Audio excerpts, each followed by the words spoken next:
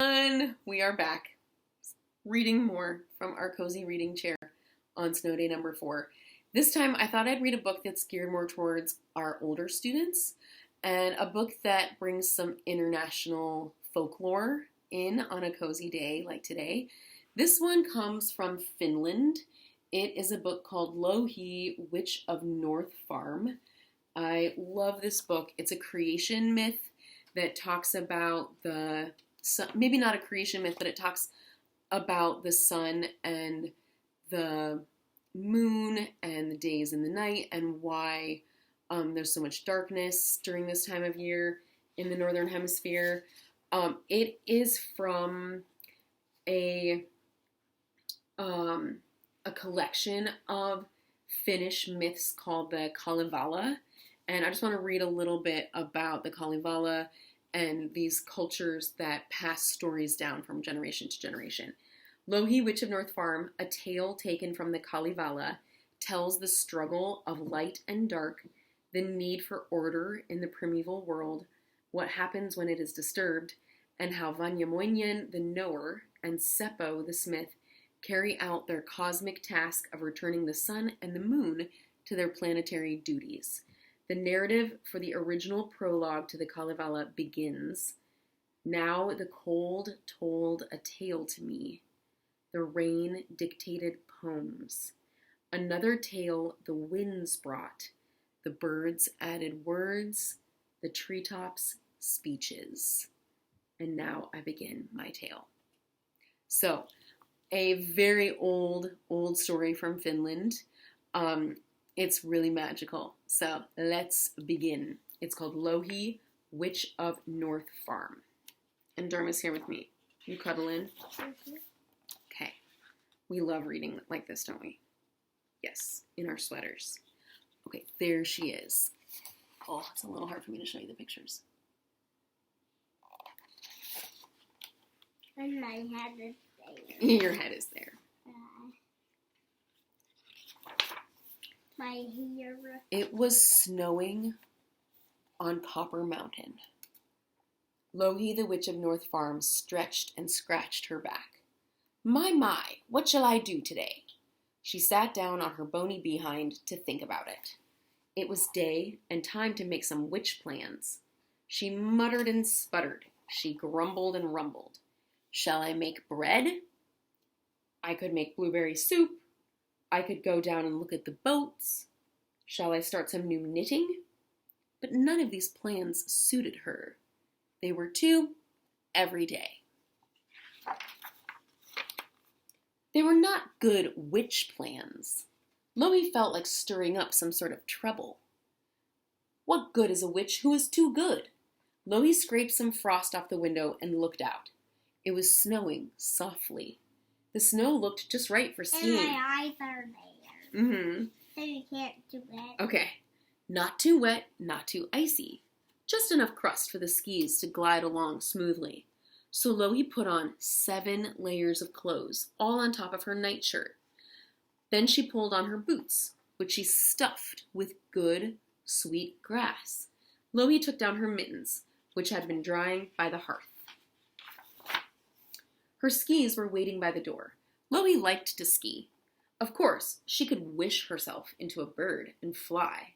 She could wish herself into a fish and swim.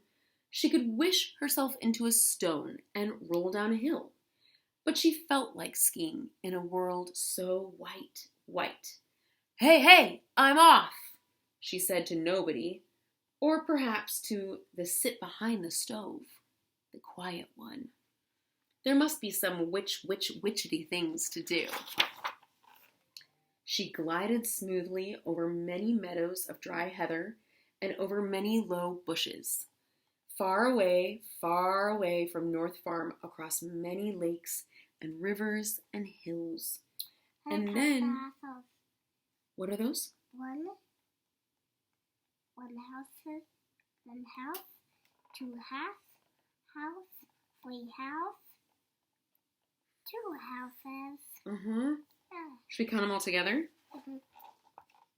1, 2, 3, 4, 5. I like the smoke coming out of the chimneys. That means they're having cozy fires inside their chimneys. Mm-hmm. So Louhi's been skiing for a long time, and then she changed her mind. Up high into the air, into the sky, into the snow clouds, Louhi skied. This is the real way to ski, said Louhi. Suddenly, Louhi stopped. She could hear music. She looked down. It must be Vanyamoinen. Only Vanyamoinen could make music like that. Vanyamoinen was known all over the world in all four corners. He was the great singer. He was the great boat maker. Why, if he felt like it, he could sing a boat together with only his magic words. And he was the great knower. He knew about everything, over and under and up and down. Louhi skied behind a cloud hill and hid behind a chokecherry bush. There he was. Vanyamoinen was sitting on a stone. His harp was laid out flat across his knees. He drew his fingers gently across the strings, and the tones leapt into melody.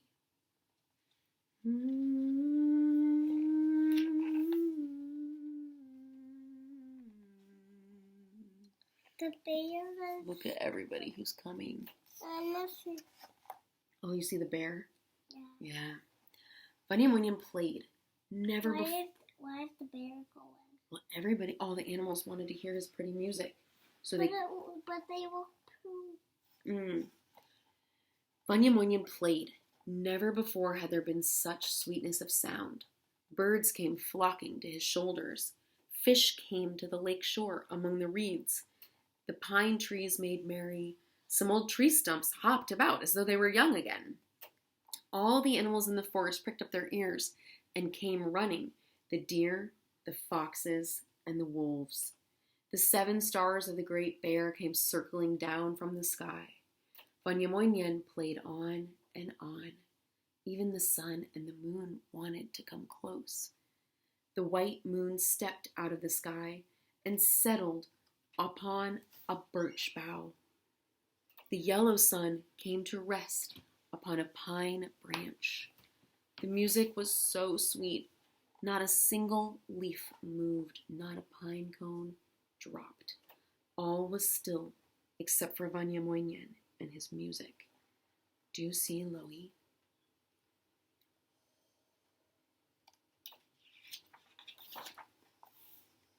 Suddenly, Louhi the witch came out from behind the chokecherry bush. Louhi made a double somersault over the bush, and Louhi turned into an eagle. Then, screaming and shaking with mean laughter, Louhi flew to the top of the birch tree. Louhi stole the moon. Louhi flew to the pine tree. Louhi stole the sun. Off she flew with the sun and the moon. 9 great locks, behind 9 great doors in her storeroom in Copper Mountain. She almost forgot to turn herself back into Louhi, but she turned another dumber somersault backwards. And there was Witch Louhi, the toothless one, except for one old back tooth. Yep, that's Louhi when she's still an eagle. Louhi pulled up her stockings. She said, "Now for a little bowl of porridge. Where's my dear little porridge spoon?" And the porridge spoon jumped on top of the table. Now it was dark everywhere. The land was... What are these animals? The animals, yeah. What? There's Louhi.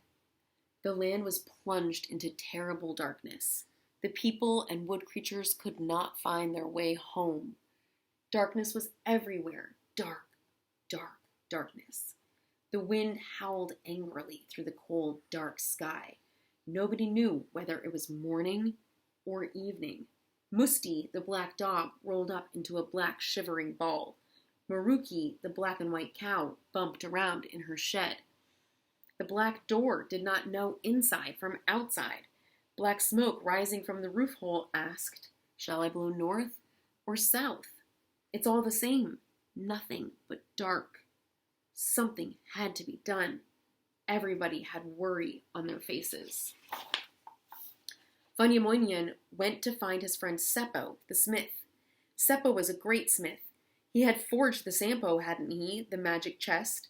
Surely he could make a silver moon. He could make a golden sun, and the earth would be happy again. Seppo, the smith, worked hard.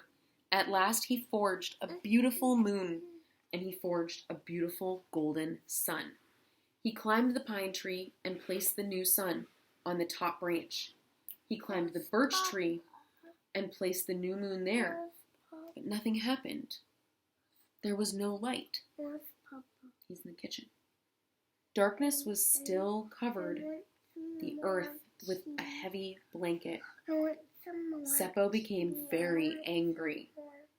I'll get you when we're done. I shall make an iron collar and 9 terrible iron chains to wrap around the neck of a certain witch. Clang, clang was the noise in his forge as he made the 9 terrible iron chains and the iron collar. Other construction book. Like the other construction book. Yeah. Clang, clang. Vanyamoinen, in the meanwhile, went off to Copper Mountain to try and find the sun and the moon. That's a little crack. Ooh, a little tiny crack coming from her storeroom. Because what's in there? The sun. Yeah. And the sun is so bright, you can't keep it out from even a tiny crack. Yeah. Vanyamoinen crossed mountains and rivers. At last he was near Copper Mountain. Louhi's dogs barked and growled. Louhi listened through the moss between the logs and peeked through a hole in the wall. You can't really see her. Louhi opened the door a crack. She screamed, "The sun and the moon are here, but they are mine forever. Go away." And she shook her nameless finger at him, the most powerful of all fingers. Vanyamoinen went back home sadly across marshes and rivers. But Louhi was curious. What were they up to now, those two, Vanyamoinen and Seppo? "I'll just fly over and find out," said Louhi. Louhi changed herself into a hawk. She flew from her north farm to Kaleava. She perched on top of Seppo's door and she asked in a pretty little voice, "What are you making, Seppo?" He stopped his pounding for a moment. He said, "I am making an iron collar and 9 terrible iron chains to wrap around the skinny gray neck of a certain witch." "But why are you going to do that?" asked Louhi in a soft, sweet little voice. "And who is the witch, if I may ask?" Why does he doesn't have a shirt? I think because he doesn't have a shirt because his studio, like his worksmith place, is so hot with all the fire. "She is the witch who stole our sun and who stole our moon." A big stone of fear dropped in the heart of Louhi. Quickly, she flew back to her Copper Mountain, to her north farm. She took her 9 iron keys and opened the 9 iron doors of her storeroom. There were the sun and the moon. They were sitting sadly, side by How side. did she open her door? With her keys. Louhi picked them up in her arms, and she flew back high over the marshes and the sea. She placed the sun back in the pine tree. Oh, she did it. She placed the moon back in the birch. With another of her somersault tricks, Louhi became a dove. She flew to the top of the door of Seppo's forge. "What do you wish, little dove?" asked Seppo. "Just to tell you, the moon and the sun are back. Look, look." Now there would be time, nighttime and daytime.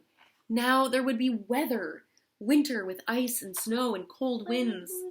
Oh, a little fox or a doggy? Summer with bright-eyed flowers, birds, and tall grasses. The sun and the moon are back. Foxes do. Listen, listen. Louhi has flown back to her home in the North Farm, and Vanyamoinen is singing again. Look, Mama. Little chickens.